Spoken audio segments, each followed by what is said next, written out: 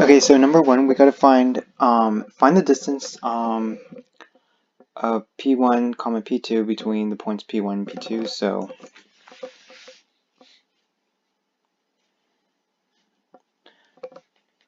output. So we're given 2 points. P is 6 comma -1, and P2 is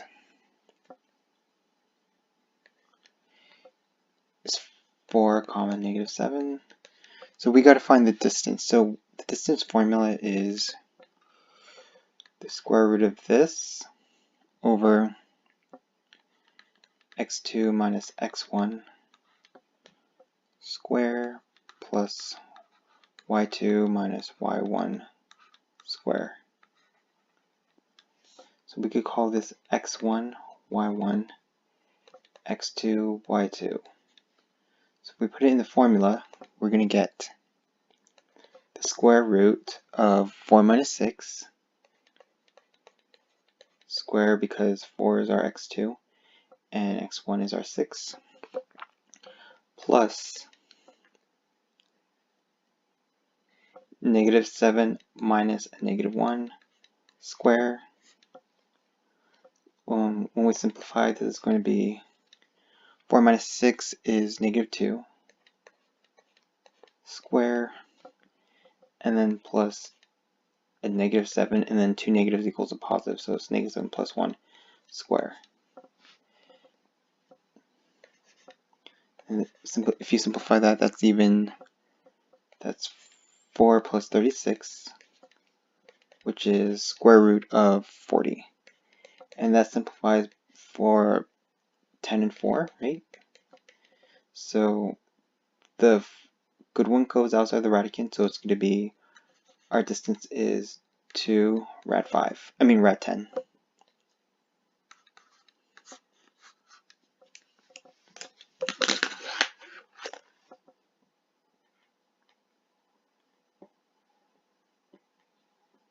Okay, number 2.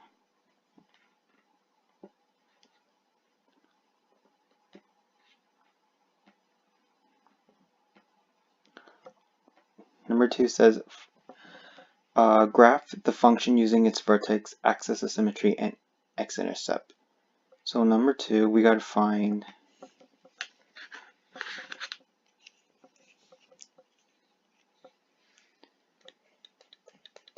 f of x. So we're given f of x equals negative x squared plus 8x minus 7. So when you do this, you got to ask yourself what kind of graph this is. This is quadratic, but it's not in a standard form,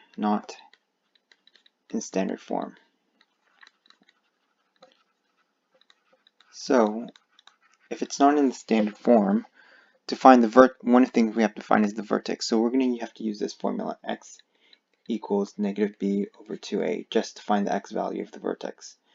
So our a is it's just -1, b is 8, and then c, if you want to know, it's -7.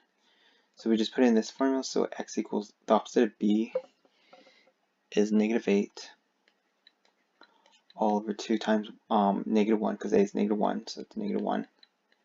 So that's -8 over -2, which is +4. So the vertex is, for the x value, is 4, +4. Now we got to find the y value. So to find the y value, you just plug in 4 into the function. So it's going to be f of 4. So that's -4 squared plus 8 times 4 minus 7. And then if you do all the calculator, you get 41. So our y value is 41. Here's our x and here's our y. Now, they want to know the axis of symmetry. Axis of symmetry is simply the x value of the vertex. So it's going to be, it's always, you're going to start it with x equals 4. Now we got to find the intercepts because they want to find the intercepts. So number 2, yeah, it says find the intercept. So we can find the y-intercept, right, by plugging 0 into the function. So f of 0, we plug in 0, this is going to be 0, this is going to be 0, so you're left with -7. So y-intercept is 0, -7. Now we can also find the x-intercept, right? I'll put it right here, x-intercept. So to find the x-intercept, you just, how do you find that? You set y for 0. So our f of x is like our y. So you're going to set that to 0. So it's going to be 0 equals -x squared plus 8x minus 7. I want to get rid of this negative, so I'm going to divide everything by -1. So you're left with 0 equals x squared minus 8x plus 7. And then you could factor this out. Should equal 0. So you're going to get x, and then we need two numbers multiplied by, when multiplied gives you +7, and when added gives you -8. So we're going to use 7 and 1, and I'm going to use -7 and -1. So our x values is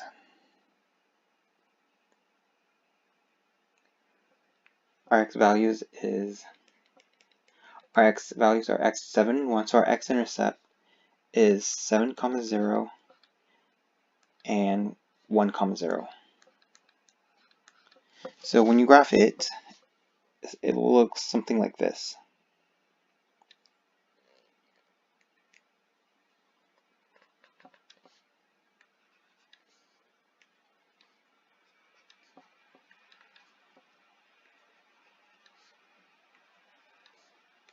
So let's see. We can plot our x-intercept. So here's 1, 2, 3, 4, 5, 6, 7. Here's 7. Here's one of our x-intercept, and our other one is 1, 0. And then our y-intercept is 0, -7. So -7 is right about here.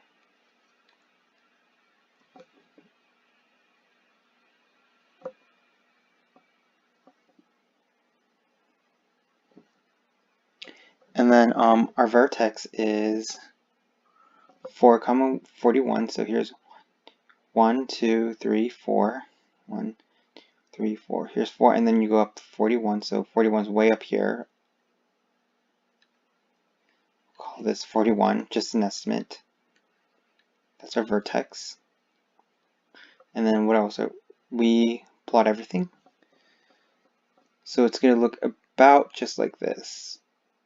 It's going to go downwards.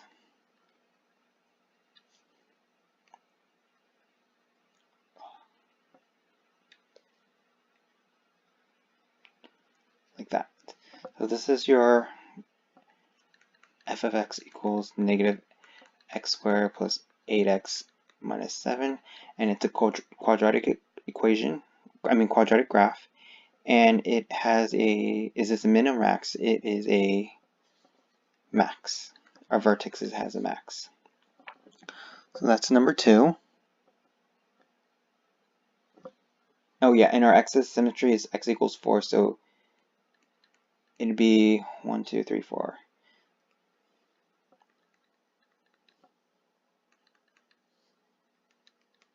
So x equals 4. That's what axis of symmetry means.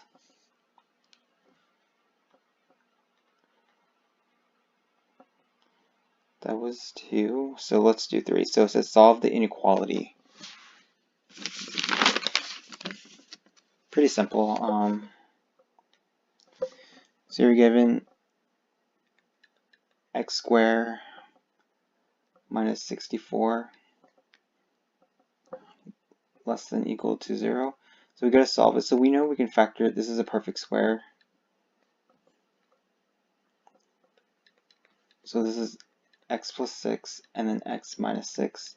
So x is plus, so we have two parts, x plus 6 is less than 0, and then x minus 6 is less than or equal to 0, so I'm going to subtract 6. So x is less than or equal to negative 6, and then I'm going to add 6, and then we have two choices. We have two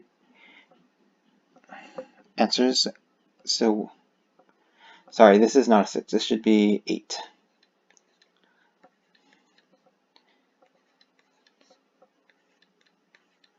So you're going to plus 8, minus 8, minus 8. So x is less than or equal to negative 8, and then x is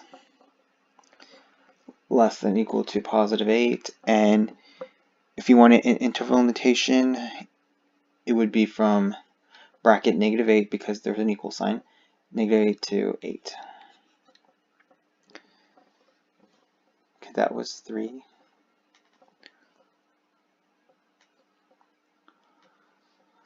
Number 4 says, find and simplify the different quotients of f of x plus h minus f of x over h, where h does not equal 0 for the function. So you're given this function f of x equals x squared plus 6x minus 6, and we gotta use the put it in the difference quotient.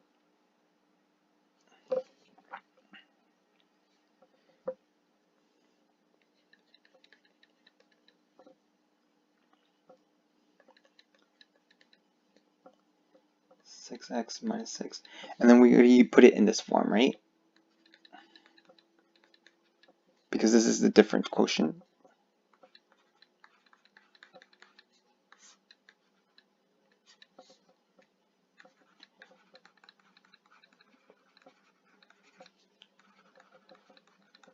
So first off, I gotta find this part, f of x plus h. So I gotta find this. So you're basically putting x plus h into this function. So wherever you see an x, you're going to put x plus h.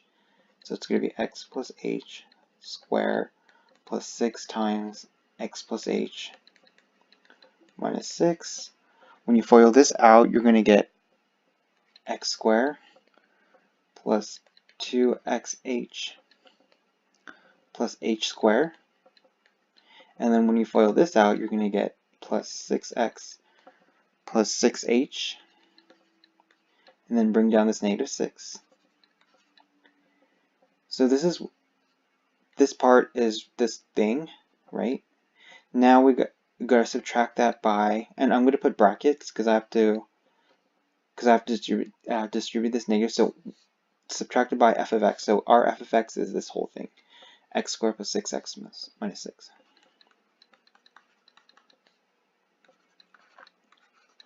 All over h.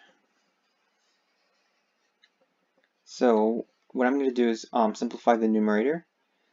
So I'm going to write this down again, x squared plus 2xh plus h squared plus 6x plus 6h minus 6. And then I'm going to distribute this negative. So this is going to be negative x squared minus 6x and plus 6 all over h. Let's see, let's simplify the numerator. Let's see if anything cancels. So the 6x cancels, the x squared cancels. What else?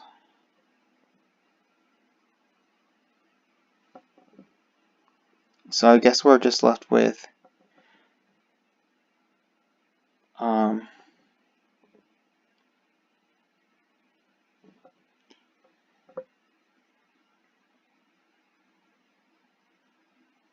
see what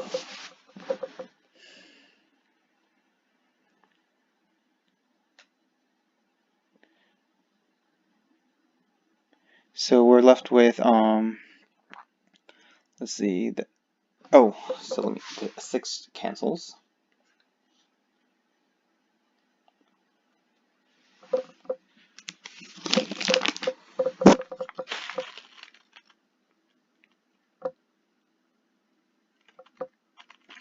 What else cancels?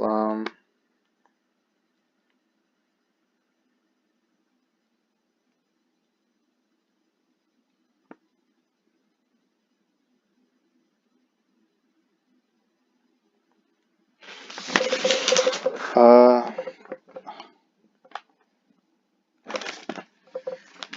I guess we're left with this 2xh, h squared, and then 6h. 2xh plus h squared plus, yeah, that's it. 2xh plus h squared plus 6h all over h.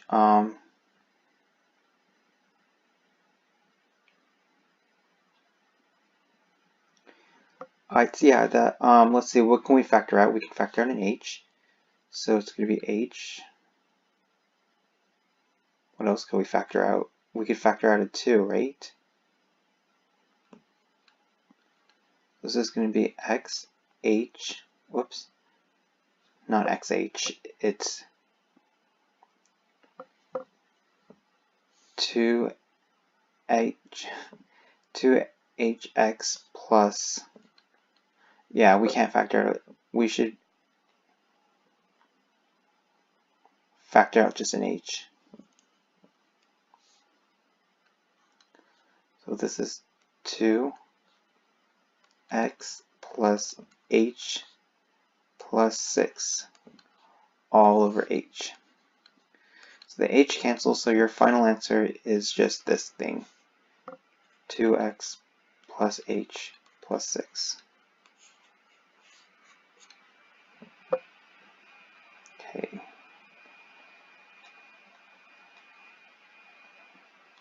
That was 3. Number 4.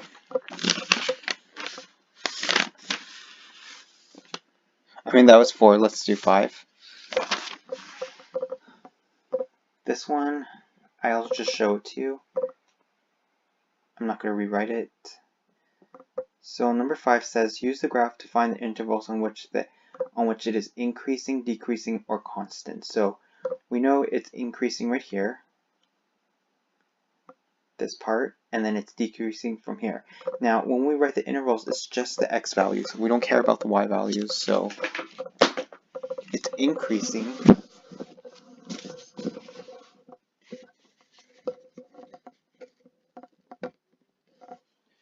Okay, so it's increasing on the intervals up from negative pi halves to pi halves. Negative pi halves to pi halves. And then it's decreasing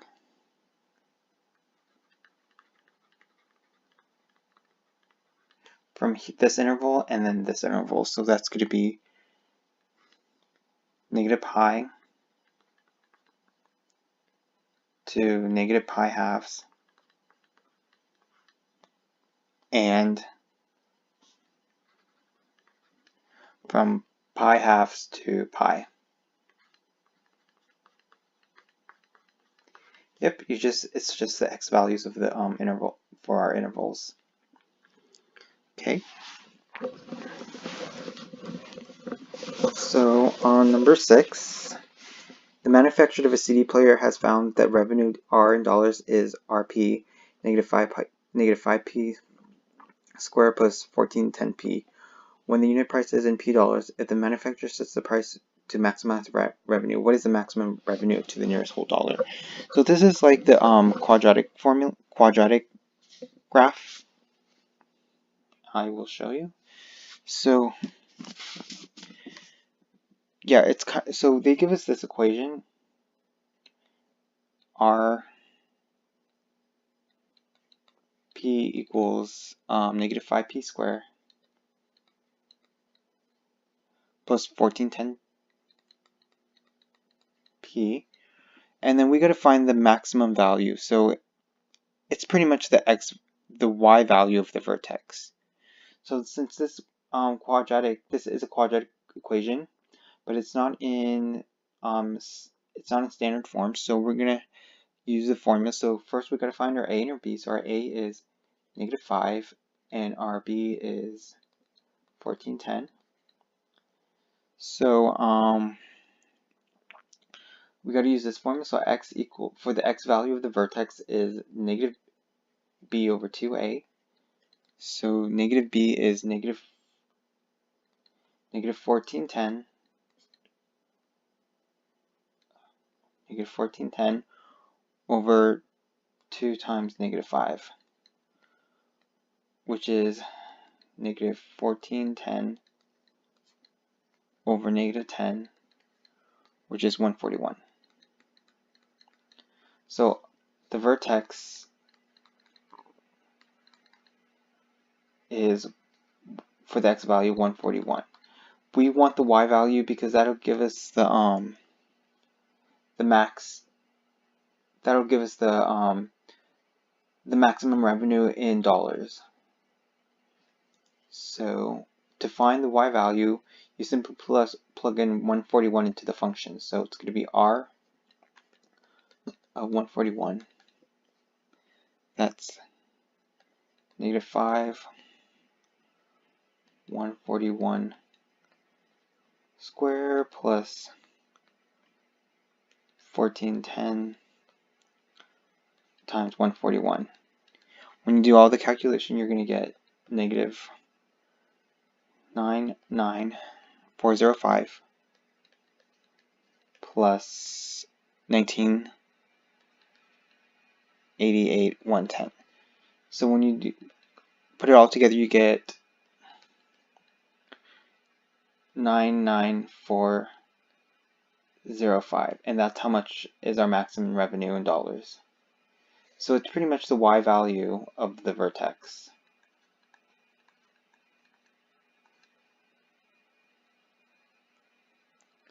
So yeah, so it will, when you graph it, it's gonna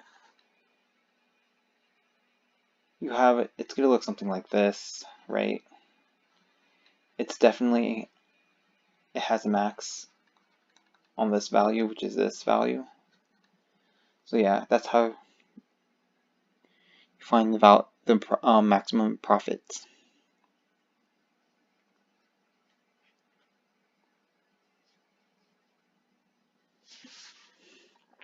That was 5.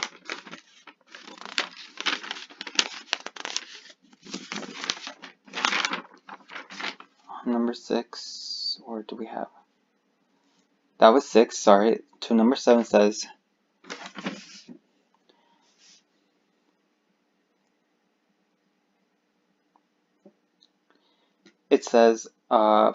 for the polynomial list each zeros and multiplicity, determine whether the graph crosses or touches the x-axis at each x-intercept. So they do not want us to graph.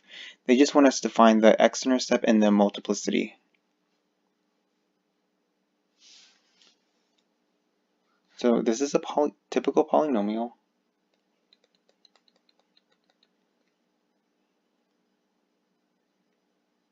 You know, a polynomial almost looks like a quadratic, but I think the difference is that polynomials are much bigger,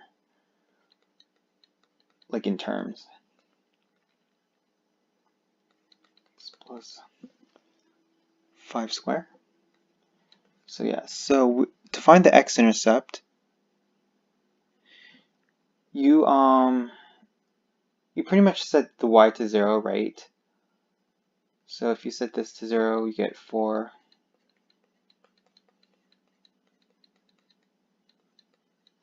And if you wanted to get rid of this 4, you could divide everything by 4 to get 0 equals x squared plus 1, x plus 5 square.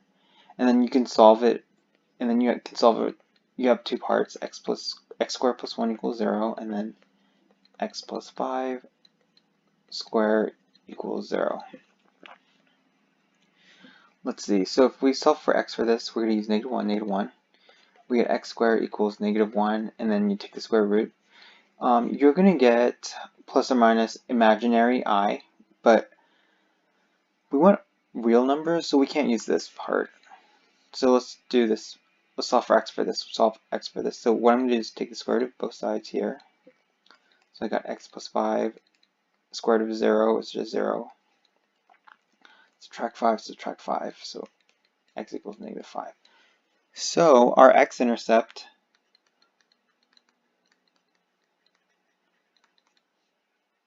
is at -5, 0, and since it has a multiplicity,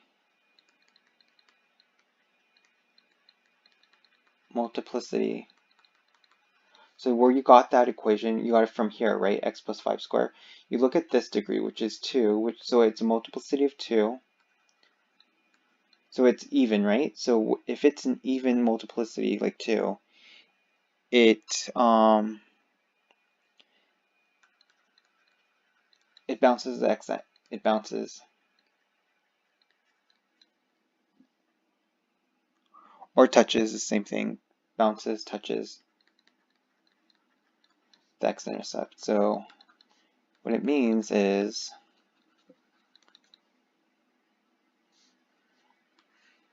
when you plot -5 here, so here's -5, it simply just means it's going to make this weird like U shape, so it just bounces on the x-axis. So that's what bounces means. Okay, that was 7.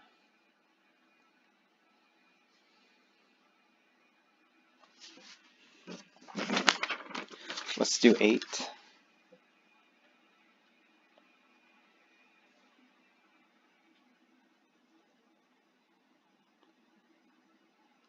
Okay, so we're given f of x equals -5 x plus 1. So another polynomial, right?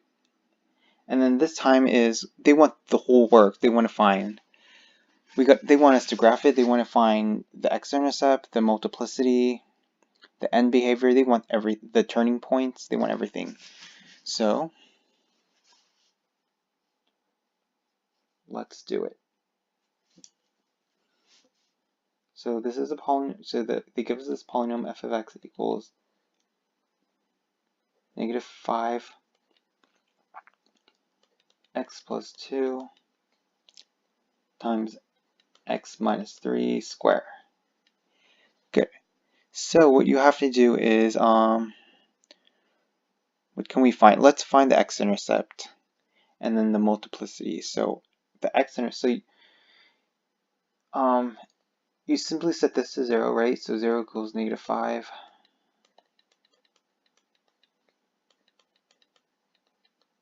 You wanted to get rid of this -5, can.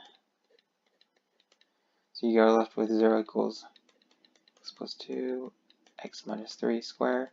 And then when you solve for x, right, you get two parts. You get x equals -2 and then x equals 3. So when x equals -2, right here, where we got that -2, we got it from here. It has a multiplicity of 1, right? So it's an odd multiplicity. So what odd multiplicity means, it crosses x. It crosses x-intercept.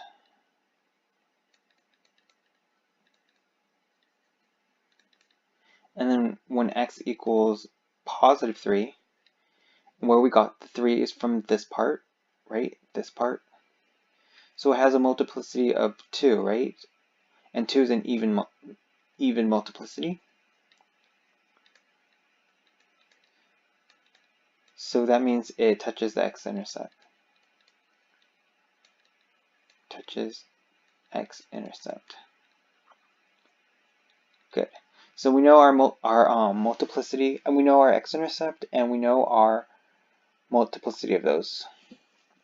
What else can we find? We can find the y-intercept. How to find the y-intercept? You simply plug in 0 into the function. So if you plug in 0, you're going to get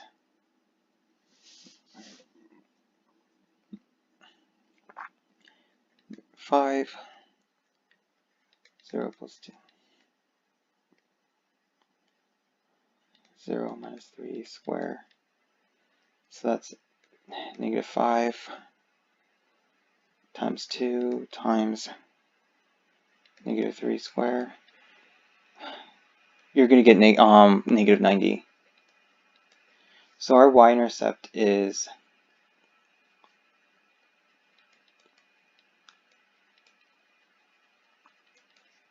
-0, -90. What else do we know? Oh, we gotta find our end behavior.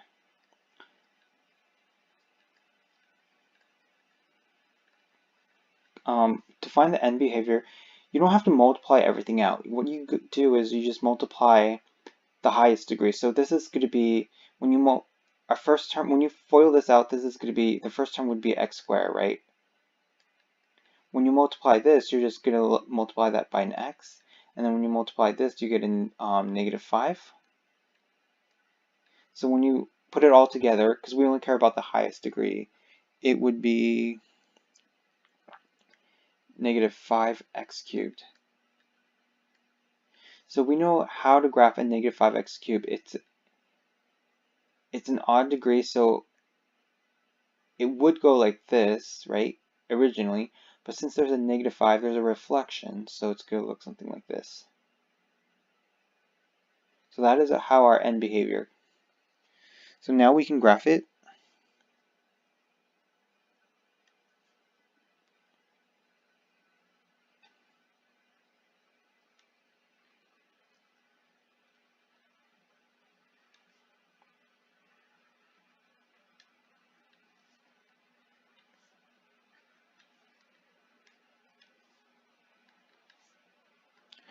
So to graph it, let's plot our x-intercept. So we have an x-intercept of +3, so it's 1, 2, 3, here it is, and then -2.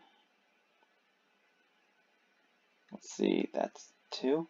And then we have a y-intercept of 0, -9. Let's put it right down here, -90. What else do we know? Okay, so now we know our end behavior. So it rises to the left and decreases to the right. So it rises to the left like this, and then it decreases to the right. So go down like this. Now we know at at -2, it has an odd multiplicity, so it crosses. So it crosses. So it's going to go down here. It just crosses the x-axis.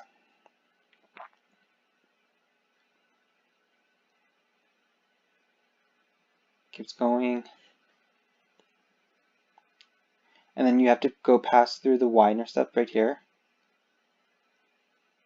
And then at +3, it's even multiplicity, so it touches the x-intercept. So we know how it looks like when it touches, so it just bounces like this. Good. Now, if you wanted to find this point, you can plug in f of -1 to the function. So if you plug in f of -1, you're going to get -80. So that point would be -1, -80. So it would be right around here. Sorry, it's not in scale, but it'll look something like this. Good. So now they want to know turning points. We just have 2 turning points, right? We have one here and then one down here. So there's, yeah, 1 turning point here and then another one right here. So there's 2 turning points.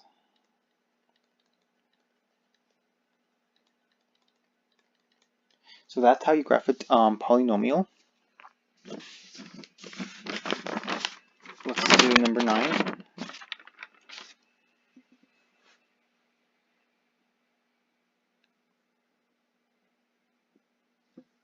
So number 9 says, find the indicated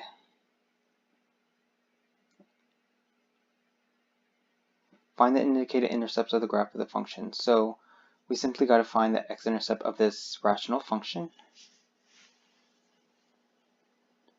So we have f of x equals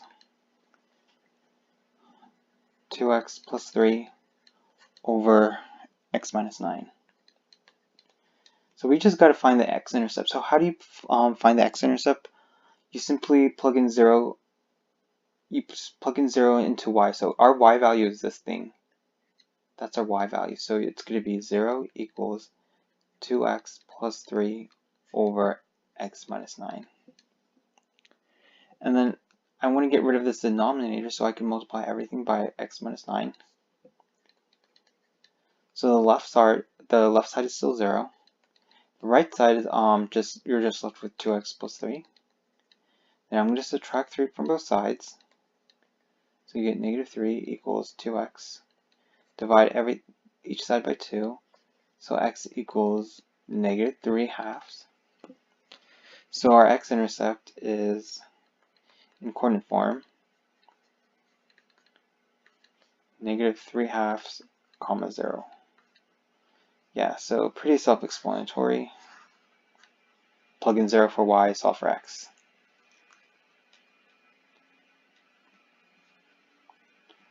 That was 9. Let's do 10.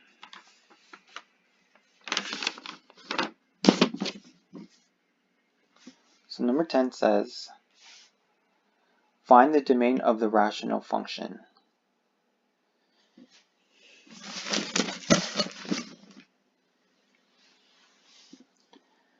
So you're given f of x equals 2x squared minus 4 all over 3x squared plus 6x minus 45. So I gotta find the domain. So to divide, the domain is pretty much the vertical asymptote. So how to find the vertical asymptote? You just you simply set the denominator to 0 and then solve for x. So our denominator is this thing, plus 6x minus 45 equals 0. Now I want to solve for x, but before that I could divide everything by 3. So you're left with x squared plus 2x minus 15 equals 0. And then I could just simple factoring. This is going to be x, and then I'm going to use plus 5 and minus 3 equals 0. And then to solve for x, it's x equals negative 5, x equals 3.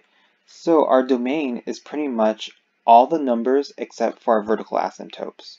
So it's all real numbers.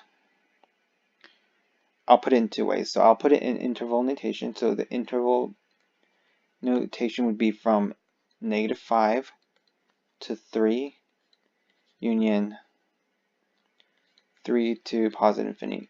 Now I'm only going to use, the reason why I'm using parentheses, because since this is an asymptote, it gets really close to these numbers but it never touches. That's why I'm using parentheses, not brackets. And then in words it's just pretty much all real numbers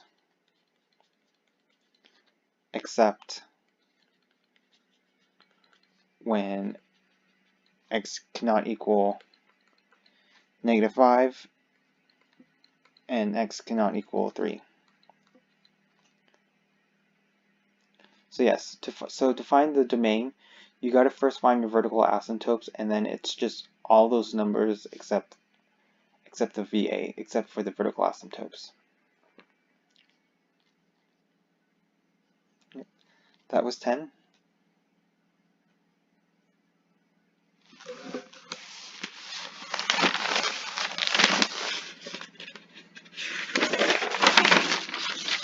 Number 11 says, what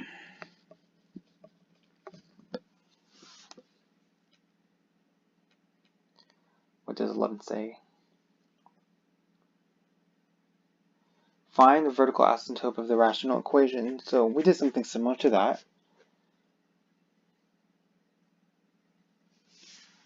So they give us a rational, and you know it's a rational equation if it's under P over Q form. So you just, it has to be like a division, like it's dividing something over something. That's how you know it's a rational function.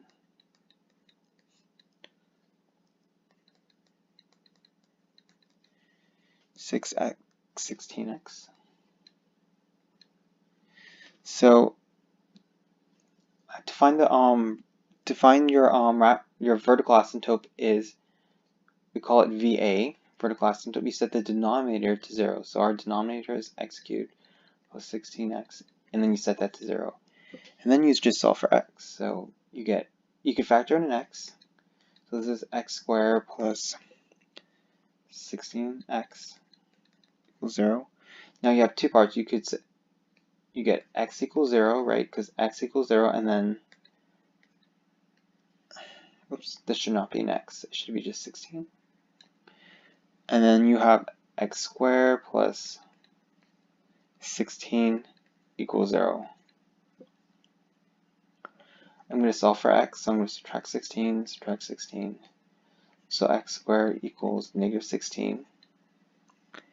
Now, I'm going to take the square root of this, but since you can't have a negative in the square root, you factor out an I, so that's 16.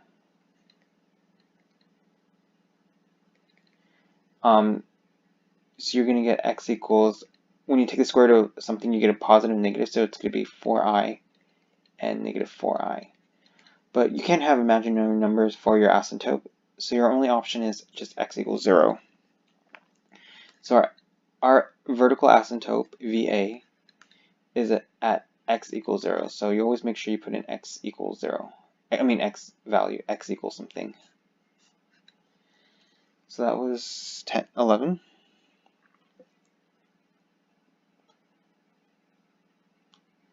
Number 12 is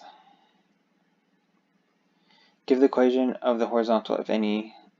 Give the equation of the horizontal asymptote if any of the function.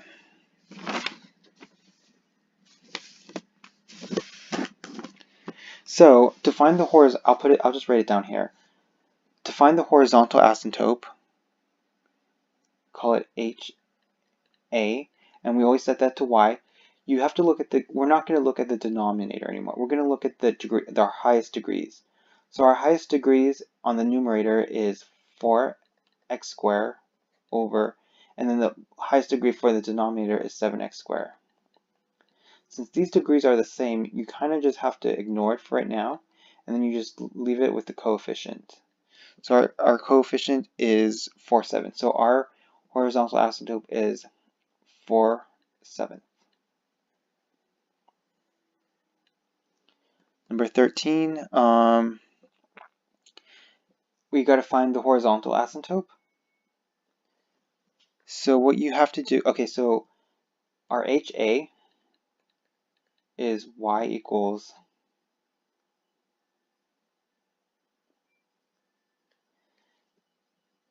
okay, so what you do is you look at the degree. The highest degree is 6x cubed over, and the smallest degree in the denominator is 3x. Now, this is called what's called top heavy. Top heavy. So you're going to have to use long division. We are not going to have, our horizontal asymptote is not, we don't have one. No, for this one we have no horizontal asymptote because our asymptote is going to be linear. So yeah, we have no horizontal asymptote for this one.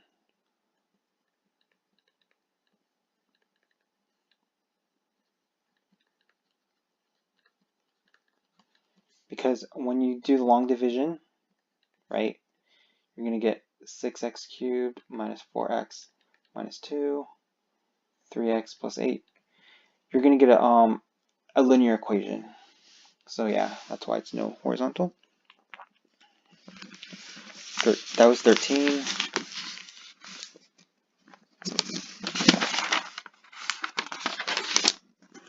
Fourteen says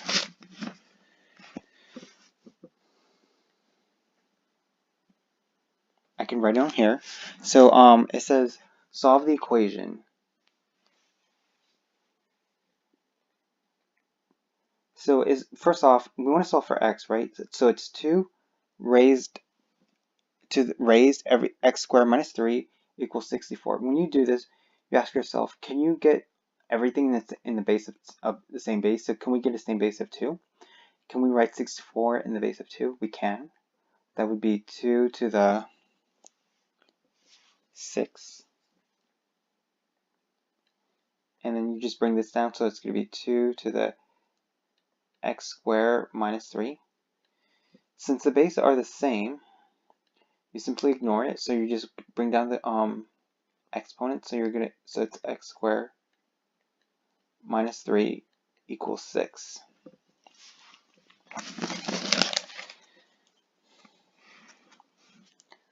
So now you just solve for x. We're going to add 3 to both sides, so we get x squared equals 9. And when you take the square root of that, you're going to get x. When you take the square root of a number, you're going to get two numbers, positive and negative. You're going to get positive 3 and negative 3. Now the last part is to check it. You've got to put it in the original equation. So if we put 2 to the 3 squared minus 3 is 2 to the that's 2 to the 6, right? And 2 to the 6 is 64, so that's true. If you plug in negative 3 into the original equation, you still get 2 to the 64 equals 64. So that's true as well. So that's why we can both use positive 3 and negative 3. So yeah, you always got to check if it's true.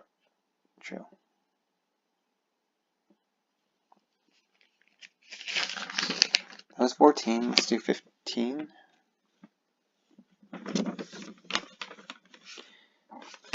So I guess they want us to graph. They want us to graph a rational function. So what does 15 say? It says f of x equals x plus 1 over x squared minus 9. So we got to determine the domain, the vertical asymptotes, the horizontal or oblique asymptotes. Determine if there's a point of intersection among the graphs. Use critical value method. So basically, they want us to graph this rational function. So we have f of x equals x squared plus 1 over, whoops,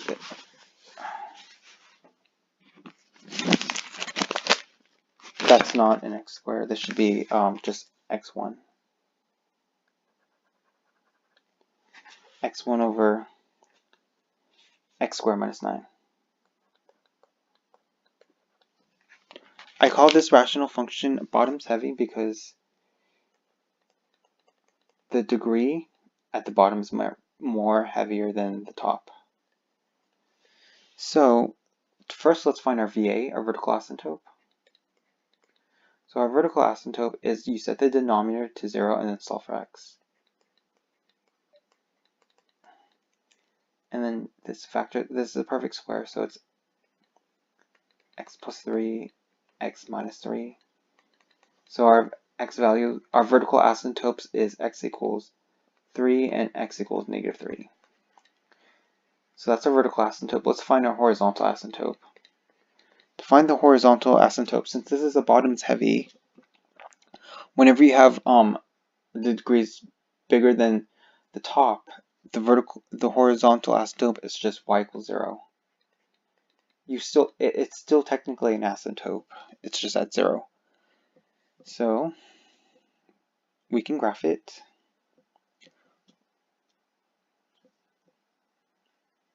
Or we could start graphing it.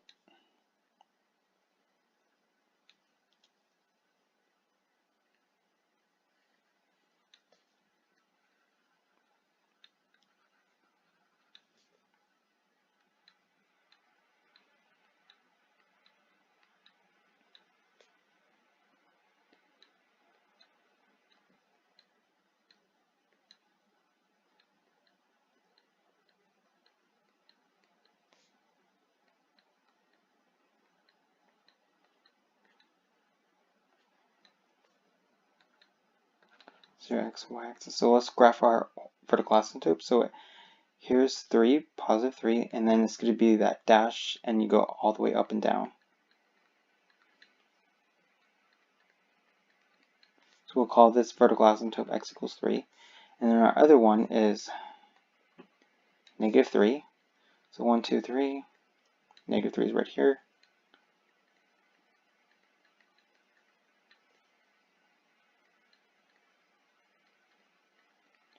And then we can find our graph our horizontal asymptote, which is right here, y equals 0. So we could do the dashed line. So that means it cannot pass 0. We'll call this y equals 0. So we labeled all our asymptotes. Now we have 3 parts of a graph. We have this part, the middle part, and the left part. So on the right part, we don't know which way is it going to go. It could go like this, or it could go like this. We don't know. So we got to test points. So my first point is we can't use 3 because it's one of our asymptotes. So I'll use 4 as our x value. So I'm going to do f of 4. So if you plug in 4 into the function, you're going to get 5/7, which is about 0.7. So at 4, you get the coordinate of 4, 0.7. So here's 4, 2, 3, 4. So 0.7 should be, here's 1, right about here. So we know it doesn't cross the y equals 0. So it's going to get really close to 0. And then it goes straight up and never crosses x at x equals 3. So this is what it looks like on the right. Now we got to figure out what it looks like in the center. So I'm going to plot points. I'll pick the simplest one. I'll plug in 0. So if you plug in 0, you're going to get -1/9, which is about -0.11. So it's going to be, that point would be 0, -0.11. So 0.11 should be right about here. I still don't know, and I need more. I still don't know how it still looks like, so I gotta plot more points. So I'll use 2. If you plug in f of 2, you're going to get -3/5. So that point would be 2, and -3/5 is about -0.6. -0.6. So here's 2, -0.6 is about here.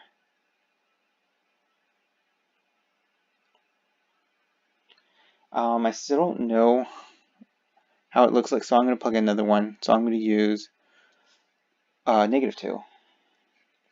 So if I plug in -2, you're going to get a coordinate of -2,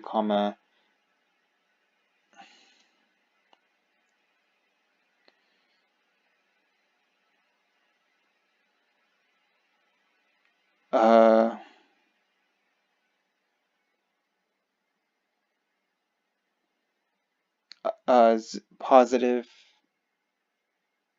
You're going to get positive. Wait, you're going to get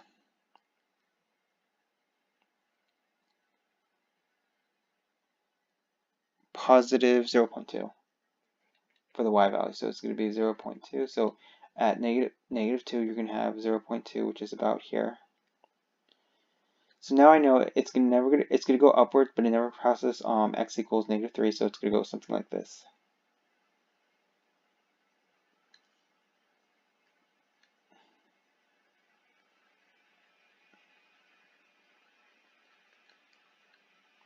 Okay, now we need to know what it looks like on the left side. So I will use -4. I'm not going to use I can't use -3, so I'll use the point -4. So if you plug in -4, f of -4, you're going to get -3/7, which is about 0.4. So that point is going to be -4, 0.4. So here's -4. Wait, 1, 2, 3, 4. And then 0.4 is about right here. So I know it's not going to cross y equals 0, so I know it's going to go downward like this. And then go, it never crosses y equals 0, so it gets really close, so it's going to look something like this. So yeah, that's how you graph. What else? Oh, let's find the domain.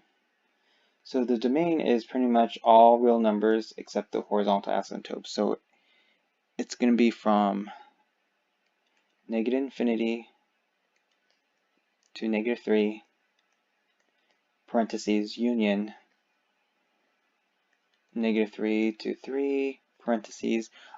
Remember parentheses because it's an asymptote. And then union 3 to positive infinity.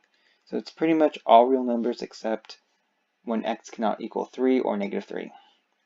And then the range is pretty much all real numbers except for when y equals 0.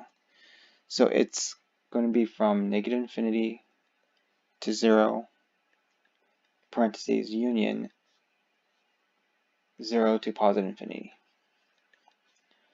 So yeah, that's how you graph a rational function that is bottoms heavy.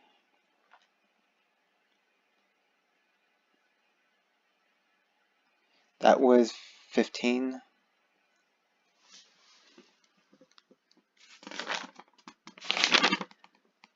Let's do 16.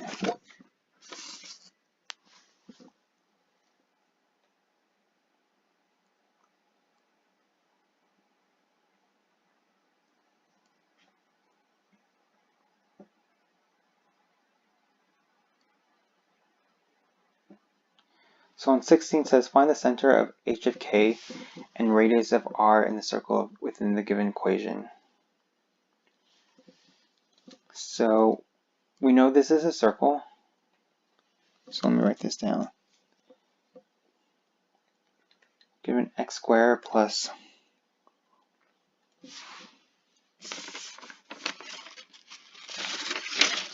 x squared plus y squared minus 4x plus 10y plus 29 equals 5. So this is a circle, so we got to find the center. So the center is like h of k, and then we got to find the radius. So first off, I'm going to combine all the x values. I'm looking at the left side, so I'm going to combine all the x values. So we have an x here, and then we have an x here. So it's going to be x squared minus 4x. And then let's combine all the y's value. So we have a y squared here and a 10y here. So plus y squared plus 10y. And then plus 29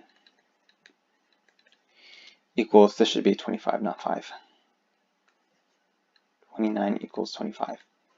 So now we have to what's called, for this part and this part, we're going to do what's called completing the square.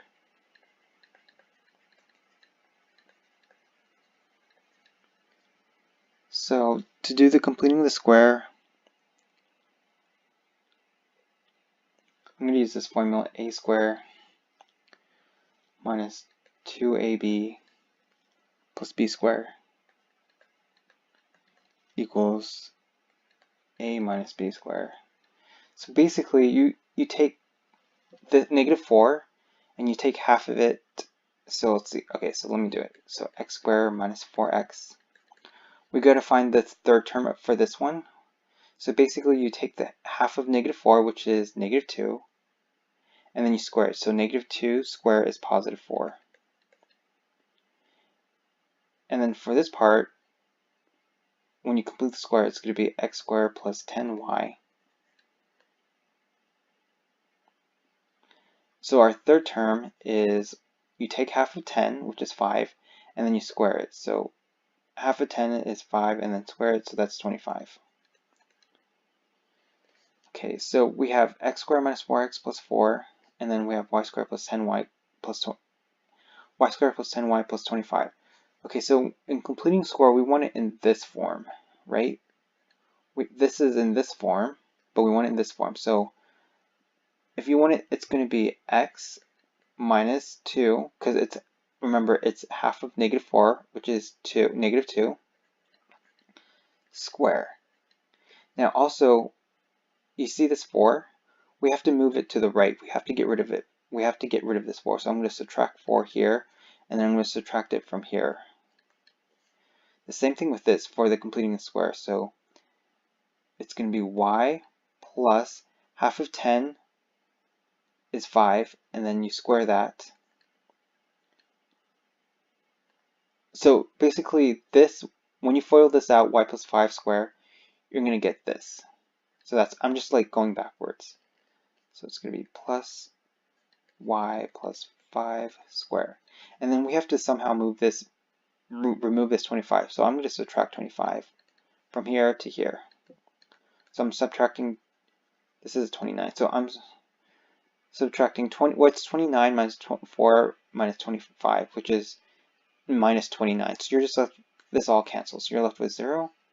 So but on the right, you're just left with 25. So we can find the center of this. The center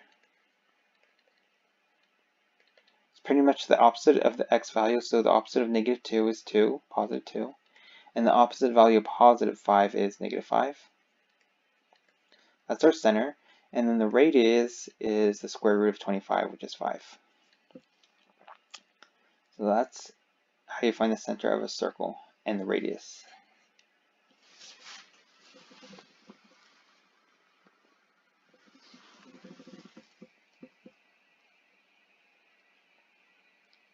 Okay, I'm going to clear it.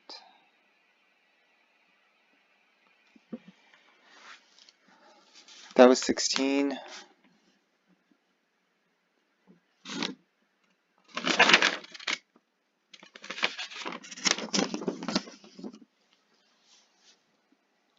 Okay, on number 17. I'm going to do a part 2. So